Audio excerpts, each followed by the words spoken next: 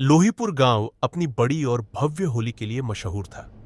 हर साल दूर दूर से लोग आते, गुलाल उड़ता, ढोल नगाड़े बजते और भांग के नशे में झूमते लोग पूरी रात रंगों में डूबे रहते।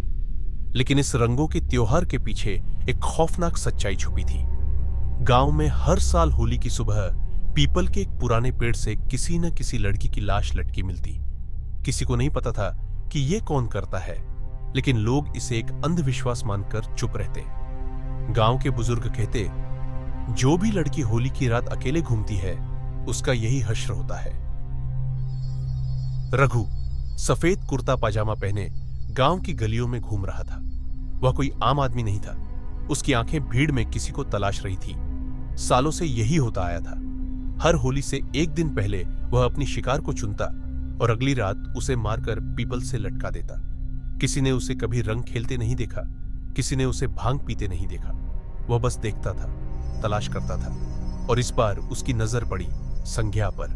संध्या नई थी गांव में, रंगों से दूर शांति से बैठी हुई।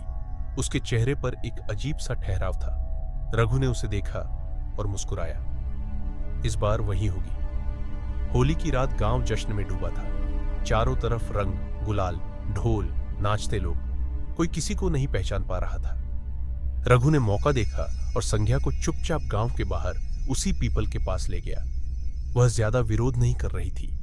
उसने कोई चिल्लाहट नहीं की, कोई हाथ पैर नहीं मारे, जैसे वह जानती थी कि यह होने वाला है।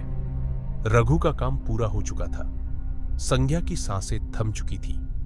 उसने उसकी लाश को वहीं छोड़ दिया और अपने घर लौट आया। रात के आखिरी पहर में जब पूरा गांव सो चुका था, रघु भी बिस्तर पर गिर पड़ा। लेकिन उसकी नींद अचानक एक अजीब आवाज से खुली। ठक ठक ठक। दरवाजे पर कोई था। इतनी रात को उसका गला सूखने लगा। उसने धीरे से दरवाजा खोला। बाहर संध्या खड़ी थी। वही चेहरा, वही सफेद कपड़े, लेकिन इस बार उसकी आंखें और भी गहरी थी, जैसे वे सीधे रघु की रूह में उतर जाएंगी। कौन? रघु का गला सूख गया था।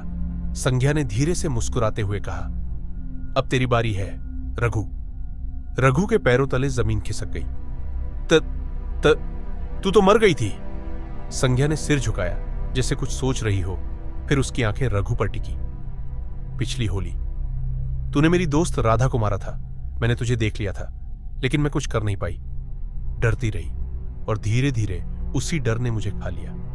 मेरी तबीयत बिगड़ती गई और कुछ ही महीनों में मैं भी मर गई। लेकिन मुझे यहां रुकना था, तेरे लिए। रघु का पूरा शरीर जम चुका था। संध्या धीरे धीरे उसके पास आई। उसने उसके कंधे पर हाथ रखा। रघु ने हिलने की कोशिश की, लेकिन वह जैसे पत्थर बन चुका था।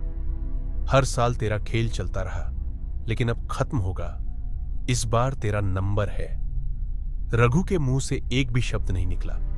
अगले ही पल संध्या ने उसकी गर्दन पकड़ ली और एक झटके में उसकी सांसें थम गई। सुबह जब गांव के लोग पीपल के पास पहुंचे तो उनकी चीखें निकल गईं। इस बार पेड़ से कोई लड़की नहीं, बल्कि रघु लटका हुआ था। लोगों की भीड़ जमा हो गई। सभी एक दूसरे को देख रहे थे। कोई कुछ समझ नहीं पा रहा था। रघु यहां कैसे? किसी ने कहा। किसी ने इसे मार डाला क्या? पर यह यहां आया कैसे? गांव में हलचल मच गई।